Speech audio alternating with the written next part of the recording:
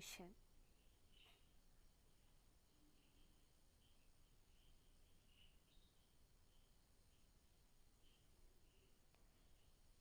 It is a horizontal gene transfer technique. There are mainly three types of horizontal gene transfer technique or methods in bacteria: transformation, transduction and conjugation, in which the transformation process, its discovery is a major cornerstones of molecular biology and modern genetics.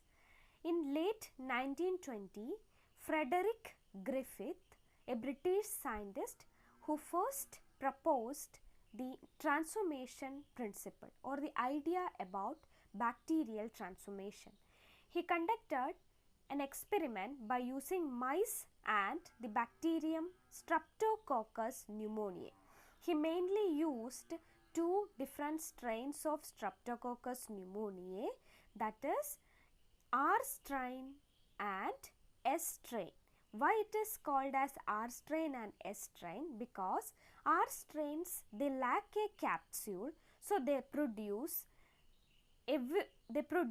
rough colonies and they are virulent.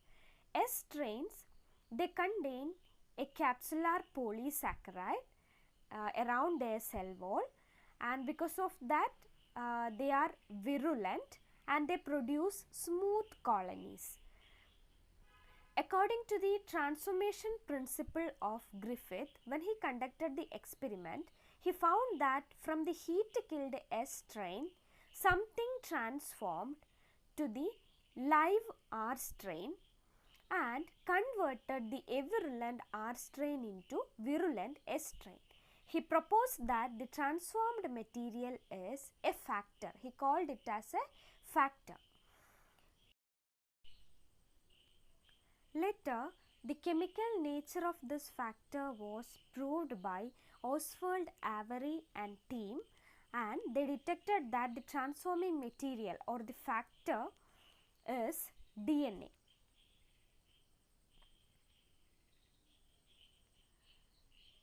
Basically, the process transformation is used to transfer the genetic material in bacteria.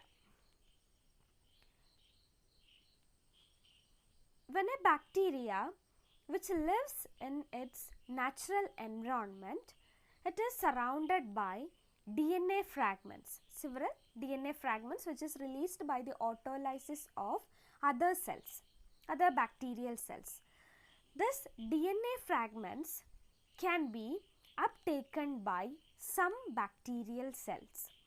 Such bacterial cells are known as competent cells, or cells they are capable of uptaking DNA fragments are known as competent cells. Not all bacterial cells are competent. Some naturally transformable bacterial cells include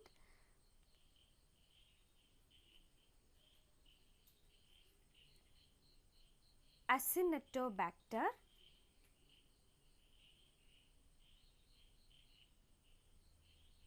Bacillus, Streptococcus, Haemophilus,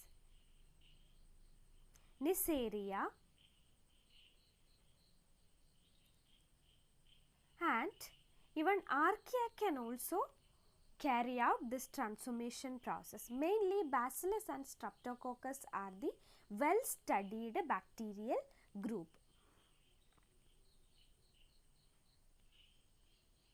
Among this bacteria, Bacillus subtilis and Streptococci are considered as highly competent cells, in which Bacillus subtilis 20% it is competent, or it maintains competency for several hours. Even if considered Streptococci, it is 100% competent, but for a brief period in their growth cycle.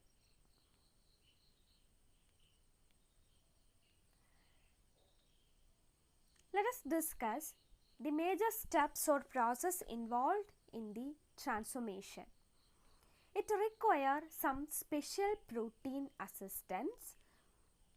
Mainly 3 category of proteins are required. First one is membrane associated DNA binding protein. They are present on the bacterial cell membrane. Second group of protein is cell wall autolysin. Third group is nucleases. A bacterium, if it dies or undergo autolysis, it releases its cellular contents into the environment, including its DNA.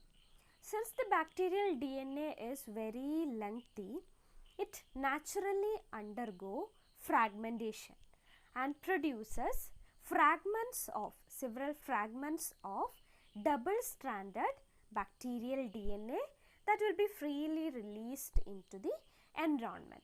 The environment also contains some other bacteria. So, this bacteria in their cell membrane may carry DNA binding protein. So, the bacterium in the medium surrounded by DNA fragments, and the bacterial cell membrane contain a type of protein called DNA binding protein. Okay. So, with the help that green colored one. So, that with the help of the DNA binding protein, the bacterium, only competent bacterial cell binds with the DNA fragments. Okay, you can see here in red color, that is DNA fragment. They vary in their size, and in that green color it is marked as DNA binding protein. So, with the help of DNA binding protein, initially DNA fragments binds to the bacterial cell surface. The bacterial cell membrane also contain some nucleases. Okay. This nucleases, its function is very crucial, that we will discuss, and within the bacterial cells, bacterial genome is present, double stranded circular DNA. Okay. In that green color, you can see single strand binding protein. Why this protein means, when the single strand of DNA fragment enter into the bacterial cell, immediately this protein binds to it and stabilizes. So, whenever a double stranded DNA binds to the DNA binding protein, nucleases remove its one strand and allow only single strand to enter the bacterial cells. Immediately after entering into the bacterial cell cytoplasm, it is recognized and bound and stabilized by our single strand binding protein, which are present in the bacterial cytoplasm. Later, with the assistance of another group of protein known as RUC-A. You can see here RUC-A protein. With the help of RUC-A protein,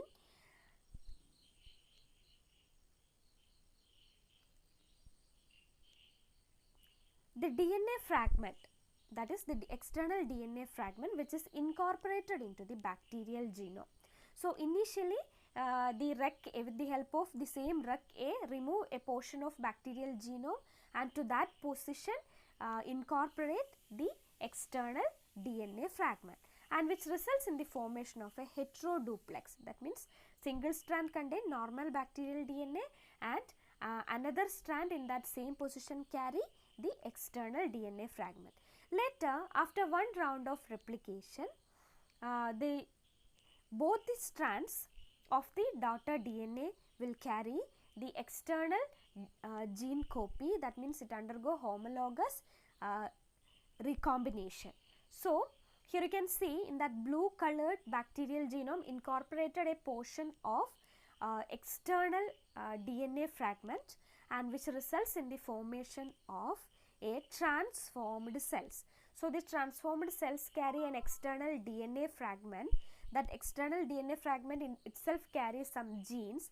That genes provide some important property, or that gene contributes some important properties to the bacterium and allow the bacteria to survive in adverse environment.